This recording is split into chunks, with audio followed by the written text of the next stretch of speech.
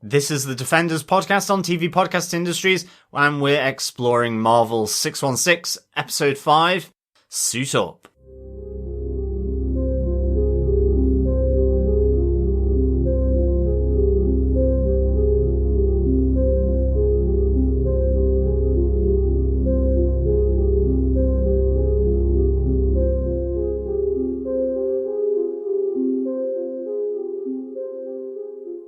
Welcome back, fellow Defenders. We are looking at the documentary series Marvel 616, and we are on to episode 5, Suit Up. Yes, welcome back, fellow Defenders. I am one of your hosts, John. I'm your other host, Derek. Welcome back. Yeah, loving this Marvel series, this documentary series on Disney Plus. We are entering the realm of cosplay. Mm-hmm. Yes, this is fascinating. Yeah. For anyone who's been to a Comic-Con, then you definitely cannot miss these creative people going around in their cosplay character costumes. It's just really good. I mean, you know, having been to New York Comic Con, and seeing all the different outfits there, and some of them just so simple. Like there was a great one with a diamond above their head for Sims, being a Sims character. That was really good, yeah. But just so simple, really creative, down to, you know, really elaborate cosplay with mechanical aspects to it, with electronic aspects to it. I think one of the ones that we saw, was the Prince TV head from Prince Robot from Saga, yeah. Prince Robot from Saga, and that was again just so phenomenally good. Yeah, with a working TV on his head, it was amazing to see. But yeah, this was definitely bringing back a lot of memories for New York Comic Con. You know, this entire year of 2020, no Comic Cons, no events where people could actually go off and show off their cosplay. And seeing the footage from New York Comic Con, it must have been 2019 when they filmed a lot of this, just brought back a lot of memories of how cool that convention was and how much work people put into this weekend. You know, for each of the people in this episode, you can see how important it is for them when they get this big kind of showcase for themselves at these kind of events. It was a really, really interesting one. Yeah, definitely. But this is our 5th episode of our bite-sized coverage of the Marvel 616 anthology documentary series that is over on Disney Plus right now that you can go and check out. So again, as we've said previously, you know, you can watch this series or pop in and out of those episodes that maybe just spark your interest, and follow along here to see what our thoughts were in our little bite-sized look at the 616 anthology series. Of course, please, in preparation for WandaVision in January of this year, now, 15th of January, you can head on over to subscribe to our podcast at tvpodcastindustries.com. We are on Apple Podcasts, Google Podcasts, Spotify, but you can just search any good or evil podcast catcher of your choice and just search TV Podcast Industries. Exactly. So yeah, on to our 5th episode of Marvel 616, this one called Suit Up, the cosplay episode. Any quick intro that you want to do for this episode, John? Yeah, I mean, this really is an intimate look at 4 cosplayers, really. It includes their wives, their husbands also involved, on their journey into cosplay, why they do it, and also with a lot of them sort of, focusing in on attending New York Comic Con and in particular the Marvel costume contest that they have there at New York Comic Con. But this is a real personal journey. I think it really does kind of marry nicely with the Amazing Artisans and that episode. It's more focused on 4 cosplayers, a lady called Jasmine, a guy, Josh, Marcy, and Amanda, and certainly you know, the characters that they play. I mean, Jasmine seems to be probably the most, say, professional of the cosplayers. Yeah. She actually is judging at the Marvel costume contest. And, you know, she's attending as Shuri. And you see the support from her husband, Vincent, who's the, you know, helping her out, commenting on the costumes that she's making. You have Josh, who is, cosplaying in Captain America, and you see his involvement of his children and his wife. And so his wife Trish attends as Peggy Carter, which is really nice to look and see there with Cap America and Peggy. I love together. that she's getting the experience of doing it for the first time as well at this convention, because it looks like Josh has been doing this for many years and she's been supportive of it. As she says, they actually allows the garage to be converted into his kind of workroom at home because she knows how much he loves this, but she's never done it herself before. So going along to a convention dressed up as Peggy, I love the interaction where she's having, these people coming up and taking photographs with her and the kids, and she's getting all excited by this idea that you're someone completely different. She's got to go and, we haven't moved 5 feet since we got here because everybody's coming up and wants to take a photograph with them, which is the benefit or the pleasure of being a good cosplayer. Exactly. And actually that, that experience of it, the one real sense I think that I get from the 4 cosplayers here in this documentary is that, and there's many reasons why people cosplay, but I think from these 4, it's a sense that it's a personal journey, an inner journey where in the main, a lot of them talk about confidence and being shy that in dressing up, in being creative and talented to do the sewing, design the costumes, it's their way into the comic world. It's based off the comics they like or the characters that they like. And in some ways that reflects them, and in other ways they then embody and emulate this character through that connection and through their cosplay. In a nutshell, the character speaks to them, and in turn they put something of themselves into the character. So Marcy, another one of them, she has 3 really interesting costumes, Doctor Strange, Loki, and Magneto.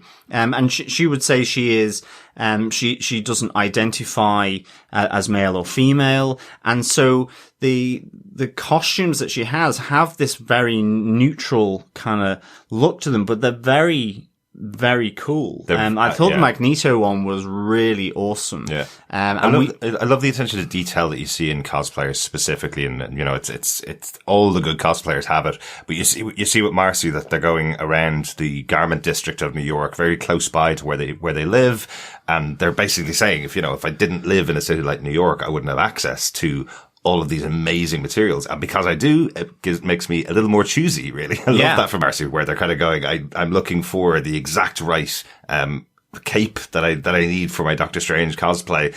And it has the 2-sided, exactly like you would have back in the 60s in the original Steve Ditko version of Doctor Strange. That was really cool. It is really good. And for Moon Knight fans, this episode opens up with one of the 4th and final cosplayer, Amanda, with her Moon Knight costume. And really again, cool. I think Amanda's is the one where, that connection. I think, Josh's connection to Captain America is because he exudes confidence, but comes from a shy place. And he talks about being shy. I think with Amanda, she talks about how she was diagnosed later on with autism, and the fact that you have this comic character, in Moon Knight that has the dissociative identity disorder, that was what connected to her. She involves herself in that way. So she puts that, she connects in that way. And, I love the fact that Amanda also involves her dogs, in the cosplay as well, which was really quite cute. Cosplay dogs are always awesome. What I really like about Amanda's story is that she says herself that she never really had more than one friend. One best friend is all she's ever really had from when she was a kid. But because she's doing cosplay, it's allowing her to get out there and allowing her to develop a community of other people that are around her and help her out. She says she's not very approachable in normal life. She doesn't look very approachable, is how she describes herself, that people look at her and think, oh, she's not going to be very nice. But when she's in cosplay, everybody has that kind of shared experience, and she's able to kind of find that community among them, which I think is a really positive part of cosplay. Yeah, I think for sure it's a really interesting journey of them all, coming together. And like in some ways, I've kind of come up with the 5 C's of cosplay, really, which is creativity, because you see them working on their costumes. Yeah. There is the community, like with Amanda, like with Jasmine, and all 4 of them involved with other cosplayers. Yeah. That inclusivity, that shared experience and inclusion. There's the collaboration as well. Like you see Josh as 2 of his mates that come in. They're doing 3D printing of Captain America's wings. One of them is designing. One of them is doing the sewing in the garage that, has been the trade-off with his wife Trish to, help him sort of realize the dreams of his hobby in cosplay. Josh seems like he has his own business running too. Yeah, like it it seems really like does. a real industry that he's created around his cosplay, and it looks great. I love one of his earlier cosplays. You see him as standard current Captain America, kind of movie MCU Captain America probably, but the one that he's going to New York Comic Con with his wife Trish is Peggy Carter. This is the 1940s 1950s version of Captain America. It's a much older look that he has in that. It's a very different look than he's usually had. So you see the feathers kind of making up part of the Captain America costume. Yeah. It's again, it seems like the Steve Ditko version of these characters, the much earlier Definitely. version. I think the other 2 C's are it's the competitiveness. There is this contest. It's all in absolutely good fun. Yeah.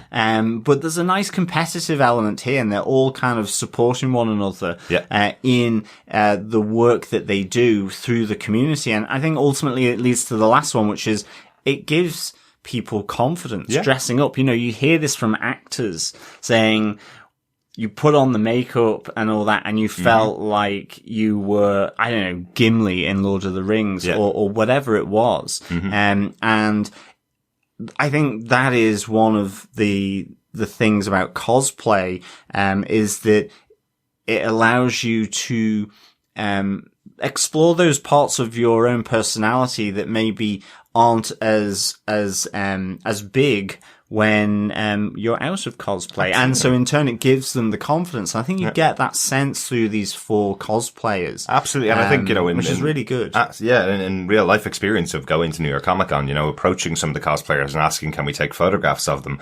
I love the different change in the pose that you get from a cosplayer once you ask, can I take a photograph with him? They have a moment to kind of steady themselves and get into the posture that they want to share. It's just so interesting seeing them become the character. And it absolutely, if you've never been lucky enough to get the chance to go to one of the big conventions, it is one of the extra special parts about a big convention like New York Comic Con, San Diego Comic Con particularly. But even in the UK and Ireland, we have got really good cosplayers here that embody the characters at the conventions, but it's something extra. It's not put on by the people who run the convention. They usually do some kind of contest at some point over the weekend, but throughout the weekend that you're there, you'll encounter these people dressed in these amazing costumes, spent months getting together, and they really enjoy sharing that with people. Yeah, and you get the different flavors. In the UK, you do have Doctor Who lot more. Yeah. You have, although we did see all 13 Doctors at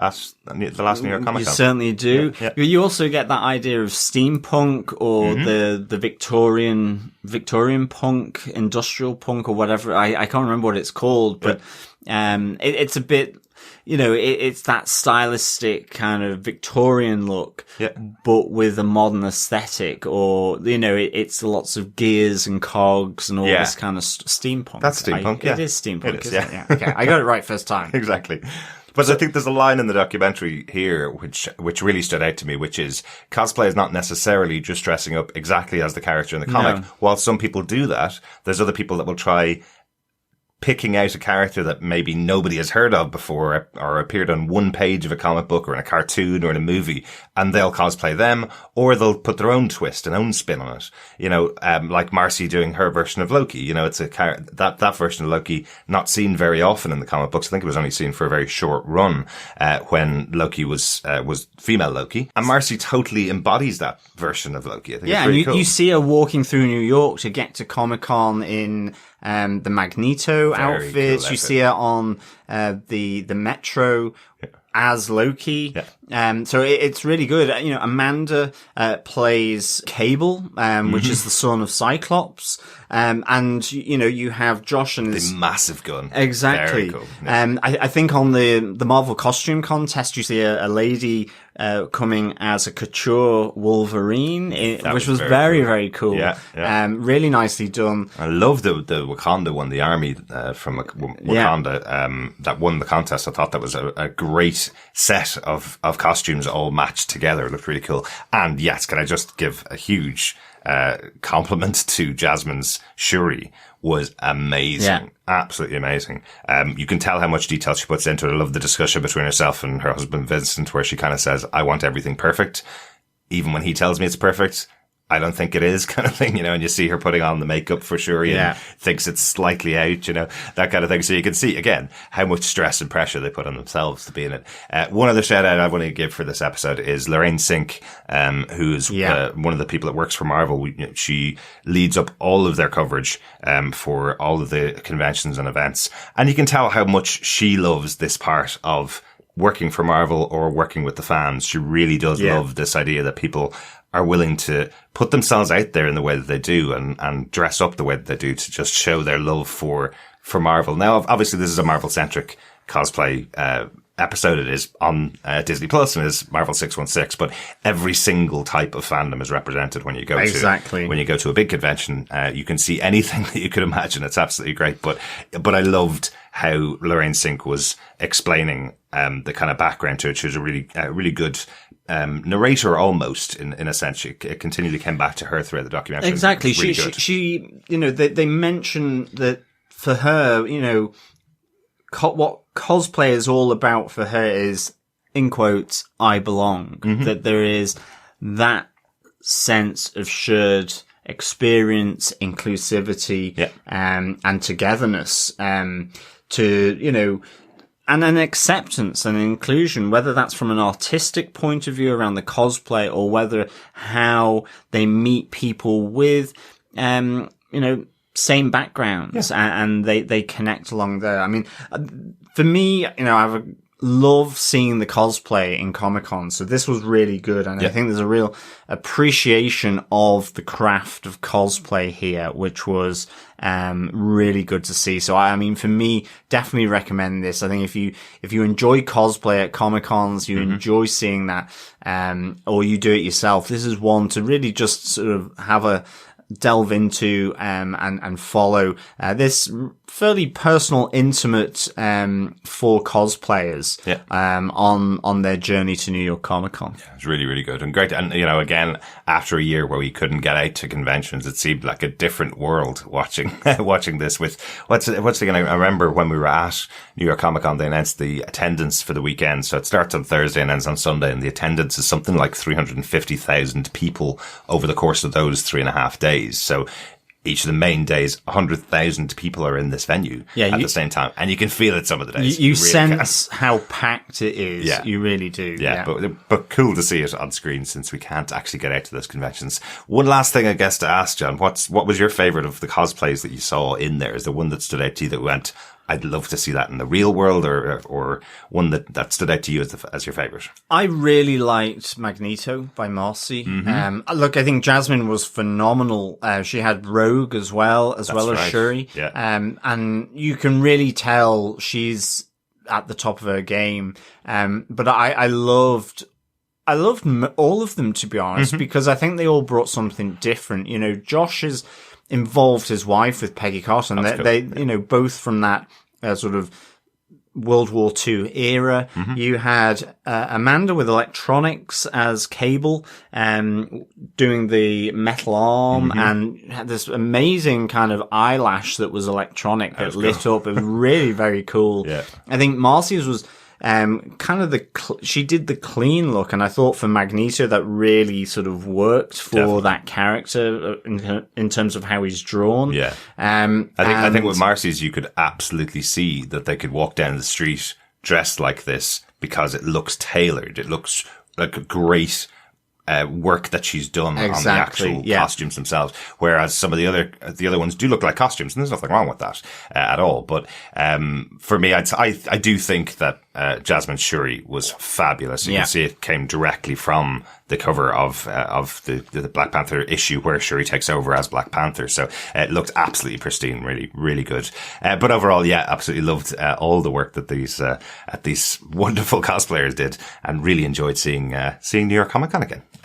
To be honest. Yeah, absolutely. Yeah, thanks so much, fellow Defenders, for joining us for our little niblet of episode 5 Suit Up of Marvel 616. We will be back for episode 6 entitled Unboxed. Yeah, where we're looking at toys. Yes, thanks so much for joining us for this discussion about Marvel 616 episode 5. I really enjoyed these discussions about the documentaries as we lead up to WandaVision on January 15th. Yeah, definitely. Cannot wait for WandaVision. Didn't see any WandaVision cosplay, but, you know, I guess that may change. I'm sure there was some there at the event that they were covering. Yeah. Thanks so much, fellow Defenders. It's great having a chit chat with you. And of course, remember, keep watching, keep listening, and keep defending. Bye.